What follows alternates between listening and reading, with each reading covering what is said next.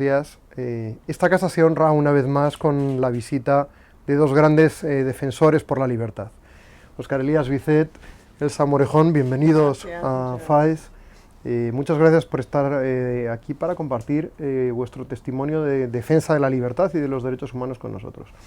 Óscar Elías, tú te has convertido en un referente para los defensores de los derechos humanos no solamente en Cuba, sino en todo el mundo.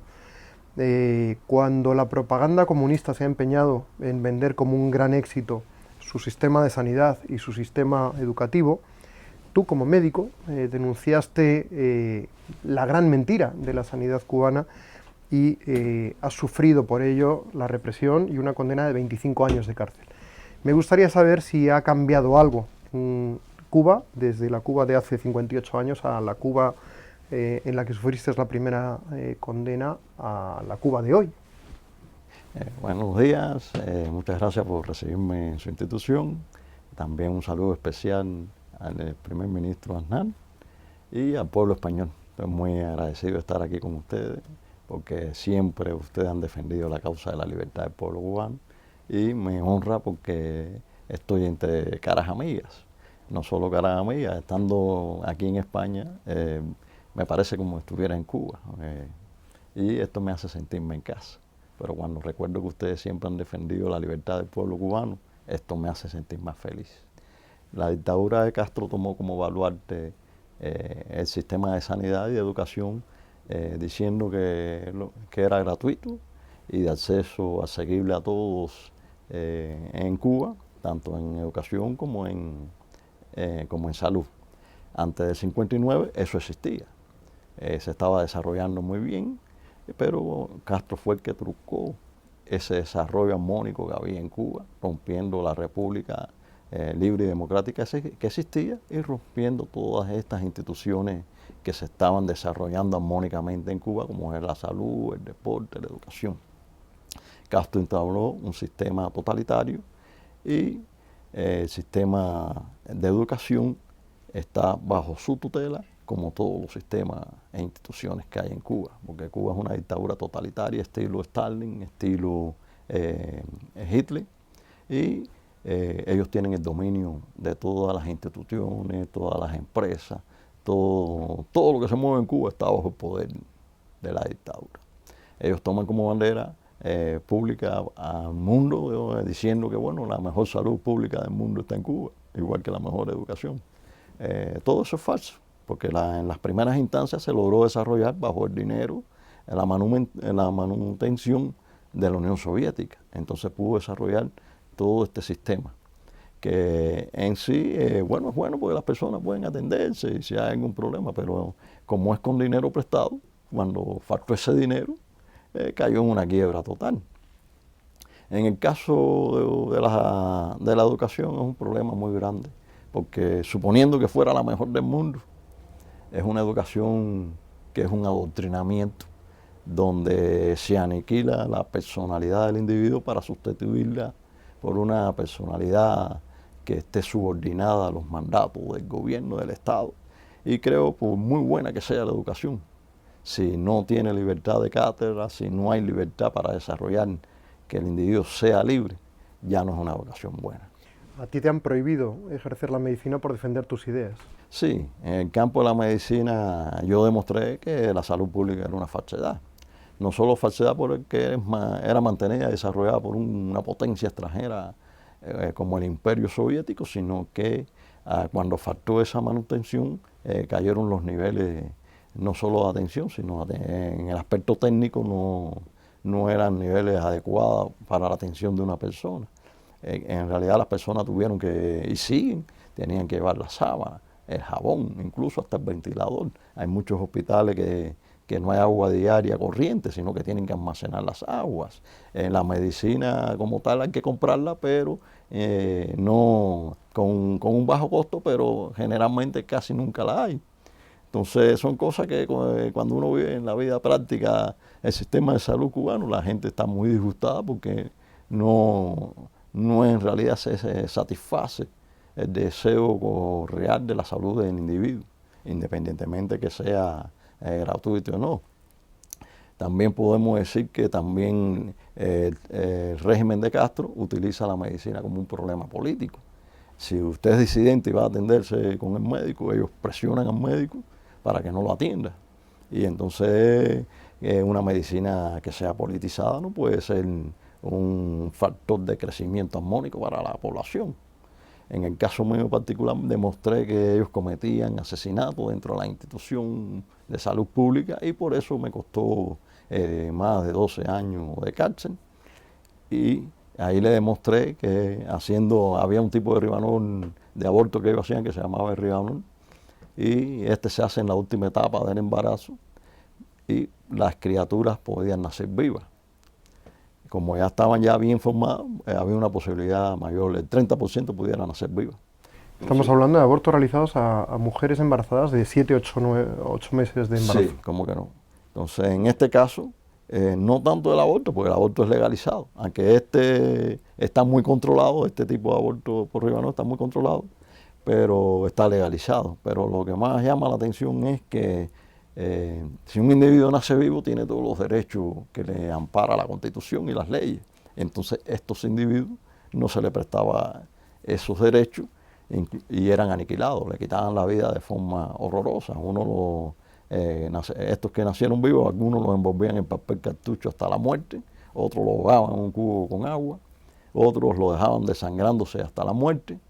Y eso es horripilante porque un sistema de salud, los médicos, las personas que atienden a los enfermos, las enfermeras, todo el personal de salubridad, en realidad el objetivo es salvar vidas, no matarlas. Y esto eran personas que estaban vivas, no eran muertos dentro del vientre materno, que la ley lo permite.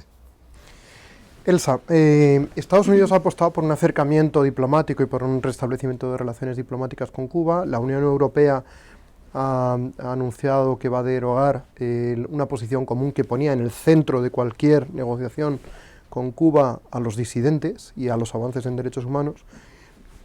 Y la respuesta del régimen comunista ha sido más represión, es lo que nos indican todos los datos que vienen dentro de la isla, y una reafirmación en el último congreso del Partido Comunista de un sistema inviable como es el comunismo y la represión. ¿Cuál es tu impresión de la realidad de Cuba en relación a los mensajes oficiales o buenistas que se ven desde fuera de la isla? Gracias por invitarnos y bueno, para mí es un placer estar aquí en este gran país que es España y acompañada de mi esposo después de 12 años de cárcel. Nunca habíamos tenido la posibilidad de salir de Cuba juntos. Doy gracias a Dios por ello. Algo está pasando y hace muchos años en el mundo. Están cambiando muchas cosas y sobre todo no para favorecer a los seres humanos oprimidos. Yo vivo en un país que no es libre. Yo vivo en un país donde los derechos humanos y las libertades individuales de los seres humanos son cercenadas diariamente. Nosotros vivimos en un país donde los seres humanos, al no tener estas libertades, han perdido su dignidad. No tienen personalidad jurídica y tampoco tienen dignidad. Entonces, al vivir sin dignidad es muy humillante que países libres y democráticos no hayan pensado en esta situación lo profundamente que requiere el caso de Cuba, porque todas las dictaduras no son iguales, aunque todas las dictaduras opriman, no son iguales. En el caso de Cuba, yo tengo la misma edad de ese régimen. Yo puedo decirte que nosotros vivimos dentro de la población y somos parte de ese pueblo. Trabajé como enfermera por más de 25 años en el Sistema Nacional de Salud y en los 3 niveles de atención de salud. En la comunidad donde yo vivo, el régimen me expulsó de mi centro de trabajo en la misma comunidad donde yo vivo, es donde yo trabajaba, pero las personas no me rechazaron y me siguieron llamando para atenderlas como enfermera. Yo pienso que lo más interesante que ha pasado en Cuba es el cambio que ha habido en la mentalidad del pueblo de Cuba. Las personas que tenían ese terror intrínseco que el régimen le ha transmitido por tantos años de no saludarnos, ya nos saludan.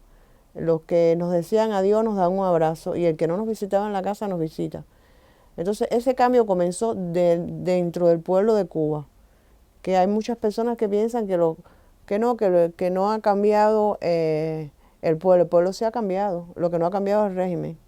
Y el régimen temeroso de que ese pueblo que está cambiando su mentalidad se le revele dentro de Cuba, comenzó a dar unos ciertos maquillajes y ciertas reformas a las leyes migratorias, a algunos derechos civiles y demás. Pero se está viendo que después del deshielo, después del restablecimiento de la diplomacia entre el gobierno de los Estados Unidos y el régimen de Cuba, que para mí ha sido lamentable porque el gobierno de los Estados Unidos históricamente ha sido bandera de los derechos humanos, el país más democrático, más libre del mundo, y yo vivo en un país donde hay un régimen asesino, un régimen que a mí me mantuvo desde niña yendo a las cárceles cubanas con mi padre durante más de 12 años y más de 12 años con mi esposo. Y no es solo un problema personal, porque bueno, el perdón yo pienso que es personal, que no es colectivo, primero. Segundo, es un problema de principio, un problema de convicciones. Cuando yo vi que abrazarse a un asesino con un presidente de un país libre, eso me dolió muchísimo.